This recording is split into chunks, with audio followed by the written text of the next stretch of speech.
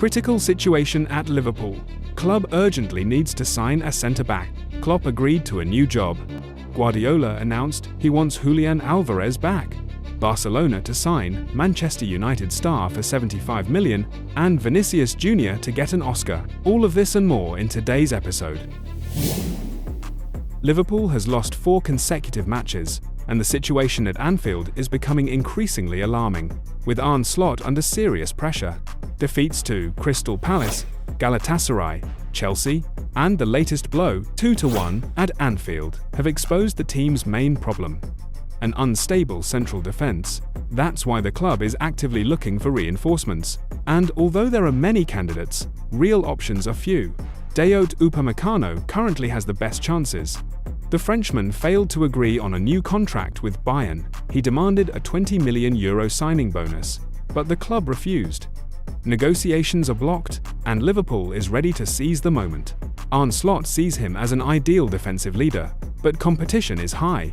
Real Madrid and Manchester United are also monitoring the player. Another option is Marc Guéhi from Crystal Palace. The transfer was almost finalised in the summer, but fell through at the last moment. Now Guéhi does not plan to extend his contract, and Liverpool has become active again.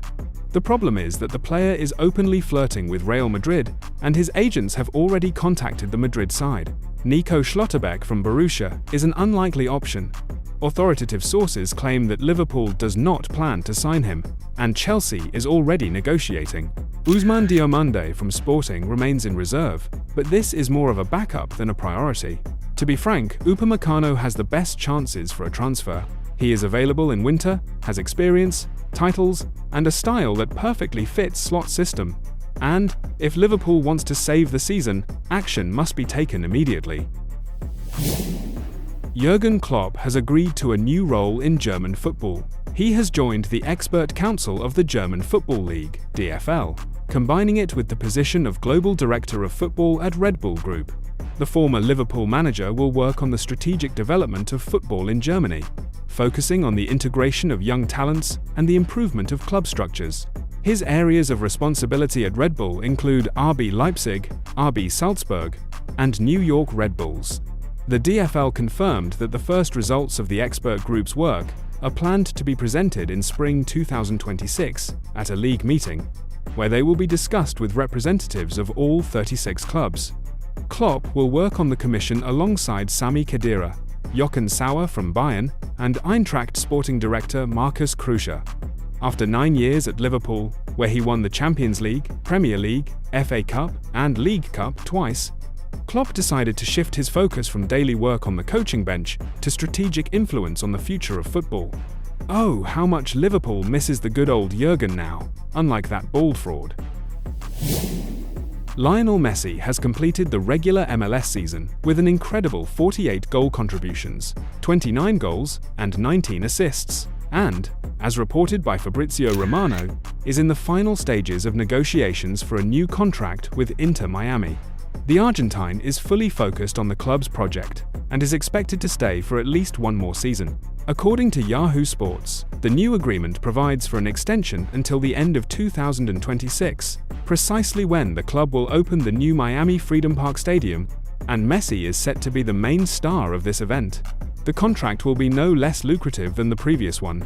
Messi will retain a share of the profits from ticket sales, merchandise, and broadcasts, and will also receive additional bonuses for participation in playoffs and marketing campaigns. The agreement also provides for a flexible schedule. The club is ready to adapt the workload to prolong Messi's career without health risks. After his career ends, Leo may transition to the role of club ambassador or academy consultant. Despite the end of Jordi Alba and Sergio Busquets' careers, Messi remains the central figure of Inter Miami, and the club is ready to do everything to keep him. The new contract is not just a football agreement, but a strategic step that cements Messi as a symbol of American football. Mason Greenwood is in Barcelona's focus, and after a poker against Le Havre, the Catalans' interest has taken on a new scale. Club scouts were present at the match, where the Englishman scored 4 goals, confirming his consistent form under Roberto De Zerbi. Greenwood, who moved to Marseille permanently in the summer of 2024, has long been on Barca's radar since his loan spell in La Liga. The club has already identified a specific role for him, a replacement for Raphinha on the right wing of the attack, who will most likely be sold in the summer. Greenwood looks like a more versatile and productive option, capable of playing as a winger or a central striker. According to TransferFeed, Barcelona is ready to pay around €75 million. The player's contract with Marseille is valid until the summer of 2029, so negotiations will be difficult. The player himself is not in a hurry to make a decision, but interest from the Catalans is active, strategic, and well planned. Nottingham Forest continues to seek a way out of the crisis. After the dismissal of Angelos Postecoglou due to poor results, the club is actively working on appointing a new head coach. Roberto Mancini was one of the first candidates, but negotiations with the former Italian national team coach ended without success. The parties could not agree on terms of cooperation. As reported by The Athletic, the club has switched its focus to Sean Dyche, and initial talks with the English specialist have been successful. His experience in the Premier League, particularly at Burnley and Everton, is considered a key advantage. Dyche is close to signing a contract with the Forest until 2027. After 8 rounds, Nottingham Forest has only 5 points and is in the relegation zone. The club urgently needs stability, and Dyche, with his pragmatic style and ability to work under pressure, could be exactly the crisis manager the management is looking for. An official appointment is expected in the coming days. Another coaching resignation is approaching in Turin. After a 0-2 defeat to Como and a series of 5 consecutive draws, Juventus finds itself in a crisis, and Igor Tudor's position on the coaching bench has significantly wavered. The club has dropped to 7th place in Serie A, and the management is actively looking for an alternative. As reported by Football Italia, Juve's technical director François Modesto held a confidential meeting in Milan with Raffaele Palladino, the former coach of Fiorentina and Monza. They are connected by long-standing professional and friendly relations, and sources suggest that Modesto was sounding out the ground for a possible appointment of Palladino. Currently, Palladino is a free agent and remains one of the most interesting young Italian coaches, known for his attacking style. His candidacy seems logical, especially given Juventus's desire to renew their approach and return to a winning rhythm. Julián Álvarez, who moved to Atletico last summer, continues to impress in Spain, and Pep Guardiola does not hide that he would like to have him back. Julián had to compete with Erling Haaland. It was something incredible for us. Julián Álvarez is top. That's why he is now playing for one of the best clubs in the world, in Atletico, under a top coach, with great teammates, showing phenomenal results. Maybe I would like to have him again, but I understand why he left. Goal quotes Guardiola. Alvarez left City in the summer of 2024, seeking regular playing time. In the 2023-2024 season, he scored 11 goals and provided 9 assists, but most of his appearances came during Haaland's or De Bruyne's injuries. At Atletico, he immediately became the attacking leader, 17 goals and 4 assists in his debut La Liga season. In the new championship, the Argentine has already scored 6 goals in 8 matches, and even despite Atletico's unstable start, his play is admired especially by his former coach. Manchester City searched for a replacement for a long time. Only in winter 2025 did the club sign Egyptian Omar Marmoush from Eintracht, who scored 7 goals after the transfer but suffered an injury at the start of the new season. And recently, City concluded another deal with French talent, Rayan Cherki, who is supposed to become the new creative engine of the attack. Guardiola gets a player with unconventional thinking and technique, but whether he can fill the void left by Alvarez is an open question. Real Madrid defeated Getafe 1-0, but the main intrigue is not in Kylian Mbappe's goal, but in how the Merengues were once again dragged through it.